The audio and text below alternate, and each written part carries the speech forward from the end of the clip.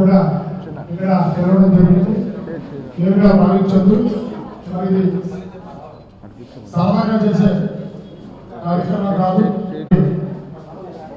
13వ తారీఖున అక్టోబర్ 13వ తారీఖున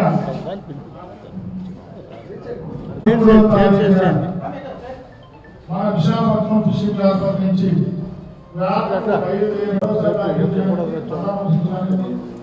ఈ రోజు స్థానిక శాసన సభ్యులు యాదవ్ గారి 9 మంది ప్రవాసీలతో బంగ్లాదేశ్ ప్రభుత్వంతో తర్వాత 22వ తారీఖున ఈ బోర్డు పట్టుకోవడం జరిగింది.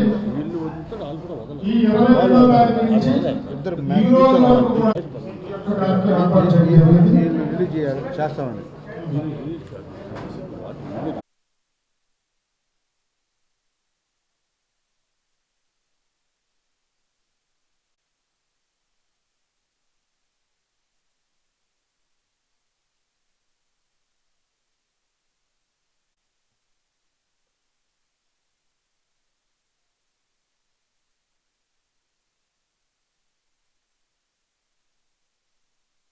అక్టోబర్ 22వ తారీఖున ఈ బోర్డు దొరికిన దగ్గర నుంచి వరకు కూడా అశ్వాసం పరంగా అన్ని కార్యక్రమాలు చేస్తాం.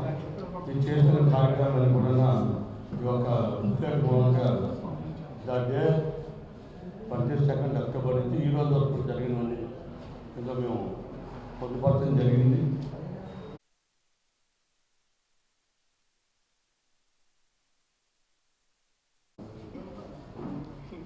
ఈరోజు ఈ కార్యక్రమాన్ని ఏర్పాటు చేసిన మా అసోసియేషన్ పెద్దలకి, పెద్దలు పిసి అప్పారావు గారు, లక్ష్మణరావు గారు, ఇంకా వేదిక మీద ఉన్న సంఘం పెద్దలకు, కూటమి నాయకులకు, ఇక్కడ ప్రతి ఒక్కరి ముందుగా నా హృదయపూర్వకమైన ధన్యవాదాలు. ముఖ్యంగా 9 మంది మత్స్యకార సోదరులు బంగ్లాదేశ్లో అనుకోని పరిస్థితుల్లో బంగ్లాదేశ్ జైల్లో ఉన్నారు. మరి ఈరోజు వాళ్ళని భయభ్రాంతులు చేస్తూ ఉన్నారు. జనరల్గా ఉంటాయి వాళ్ళు మన ప్రదేశంలోకి వచ్చినప్పుడు మనోళ్ళు వాళ్ళని పట్టుకుంటారు, మనోళ్ళు బై మిస్టేక్ అట్టినప్పుడు వాళ్ళని తీసుకెళ్తారు. కాకపోతే 1-2 నెలల లోపు గతంలో వచ్చేవాళ్ళు బయటికి. ఇప్పుడు అక్కడ పరిస్థితుల దృష్ట్యా అక్కడ పబ్లిక్ హాలిడేస్, కోర్టుల హాలిడేస్ వల్ల కొంత లేట్ అయింది వాస్తవం. దీన్ని ఇవాళ మన ఎంపీ గారు కానీ, శ్రీ భరత్ గారు కానీ, అలాగే మన ఇండియన్ ఎంబసీ వాళ్ళు కానీ, అలాగే నెల్లిమర్ల ఎమ్మెల్యే గారు, విజయనగరం ఎంపీ గారు, మన కలెక్టర్ గారు, విశాఖపట్నం కలెక్టర్ గారితో పాటు విజయనగరం కలెక్టర్ గారు అందరూ కూడా ఫాలోఅప్ చేస్తూ ఉన్నారు. ప్రతి ఒక్కరు కూడా ఆ పని మీద ఉన్నారు. సో ఇవాళ మా పిసి అప్పారావు గారు అడిగారు, డీజీ గారు వాళ్ళు ఇక్కడ ఉన్నారు, వీళ్ళని వదులుతాము, వాళ్ళని వదలమని ఏదో ఒక లెటర్ ఉంటే అది కూడా నేను ఇప్పిస్తూ ఉన్నాను.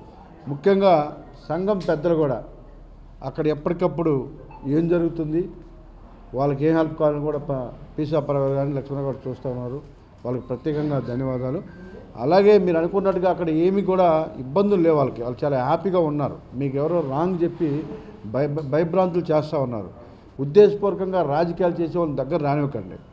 అక్కడ ఇండియన్ ఎంబసీ వాళ్ళు వెళ్ళి వాళ్ళకి కావాల్సిన బట్టలు, వాళ్ళకి కావాల్సిన ఫ్రూట్స్ ఏదైతే వాళ్ళకి సప్లై చేస్తూ ఉన్నారు. వాళ్ళు చాలా హ్యాపీగా ఉన్నారు. ఏ ప్రాబ్లం లేదు, మీరు ప్రశాంతంగా ఉండండి. వాళ్ళ మాటలు నమ్మొద్దు, అలాంటి వాళ్ళని దగ్గరికి కూడా రానివద్దు.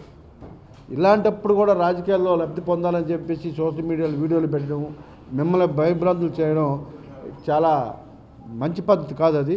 అలాంటి వాళ్ళని కొంచెం దూరంగా పెట్టండి. వాళ్ళు ఏదో ఏం చేసింది లేదు, ఏం పెట్టేది లేదు, కానీ ఎక్కడ కూడా రాజకీయాలు చేయాలంటే మాత్రం చాలా ఇబ్బంది ఉంది. సో మీకు వాళ్ళకి ఏమీ ప్రాబ్లం లేదు, మేము ఆ పనిలో ఉన్నాం. ఎప్పుడెప్పుడని మేము కూడా ఎదురు చూస్తూ ఉన్నాం. ముఖ్యంగా వాళ్ళు ఎన్ని రోజులైతే ఉన్నారో మాకు డే 1 నుంచి ఈ రోజుకి అన్ని రోజులు కూడా నేను ప్రభుత్వం దృష్టికి తీసుకెళ్ళా. వాళ్ళ కుటుంబాలకు నెలకు 20,000 అందాక ఇవ్వండి వాళ్ళు వచ్చేంతవరకు అని దాన్ని ప్రభుత్వానికి కూడా పంపించడం జరిగింది. ఆ ప్రాసెస్ కూడా చేస్తూ ఉన్నాం. అలాగే ఇవాళ ఎంతో కొంత మేము కూడా సాయం చేయాలని చెప్పేసి మీ అసోసియేషన్ పెద్దలు నేను కలిపి కొంత ఆర్థికంగా మీకు సాయం చేస్తా ఉన్నాం. రానున్న రోజుల్లో మళ్ళీ ఒకవేళ లేట్ అయినా ఇప్పటివరకు దానికి కూడా ఒక ప్రపోజల్ పెట్టే నేను నెలకు ఒక 20,000 వాళ్ళ కుటుంబాలకు ఇవ్వమని నేనే పంపించాను ప్రపోజల్. కలెక్టర్ గారు కూడా దానికి స్పందించి ప్రభుత్వాన్ని పంపించారు. అటు నుంచి ఒక ఆన్సర్ రాగానే ఆ సపోర్ట్ కూడా మీకు చేస్తాం. మేము కూడా ఎప్పటికప్పుడు ఫాలోఅప్ చేస్తూ ఉన్నాం. ఎవరు కూడా అసలు భయపడాల్సిన అవసరం లేదు. ఏ చిన్న ప్రాబ్లం ఉన్నా కూడా మన ఎంబసీకి మనకి తెలియపరుస్తారు. వాళ్ళకి ఏదైనా ఇలా హెల్త్ బాగాలేకపోయినా లేకపోతే ఏదైనా ఇష్యూ అయినా కూడా వెంటనే తెలియపరుస్తారు. చనిపోవడం వాళ్ళు లేకపోతే అక్కడ జ్వరాలతో ఉన్నా అసలు ఏమన్నా మన ఇంట్లో ఎలా ఉంటుందో అక్కడ కూడా అలాగ ఉంటుంది. సో అది రూల్స్ కాబట్టి వాళ్ళని తీసుకెళ్ళి ఎక్కడి నుంచో అక్కడ ఉంచారు తప్ప మన దగ్గర కూడా ఉన్నారు వాళ్ళు. సో ఈ కామన్గా జరుగుతూ ఉంటాయి. సో దయచేసి ఎవరు కూడా భయభ్రాంతులు అవ్వద్దు. దాని గురించి మేము ఎంత తొందరగా తీసుకురావాలో అంత తొందరగా తీసుకురా మేము ప్రయత్నం చేస్తున్నాం. వాళ్ళ కోర్టులు కానీ ఫ్రీగా కొంచెం ఓపెన్ అయితే ఆ గొడవలు అవుతున్నాయి అక్కడ వాళ్ళకి.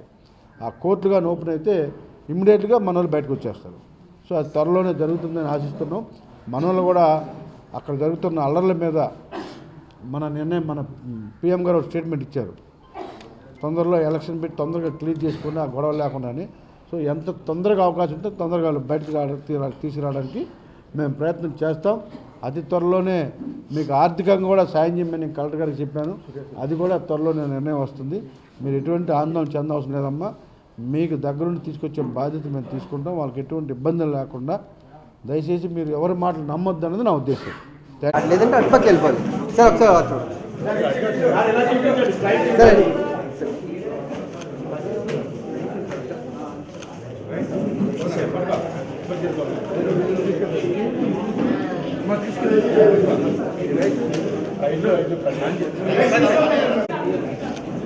అమ్మా ఇలా చూడండి అమ్మా బ్యాక్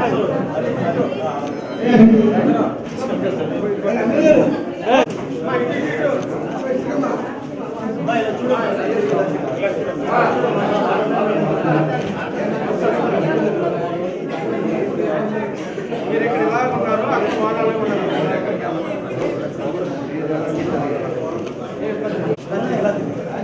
ఇలా చూడండి ఇలా చూడండి. Okay sir.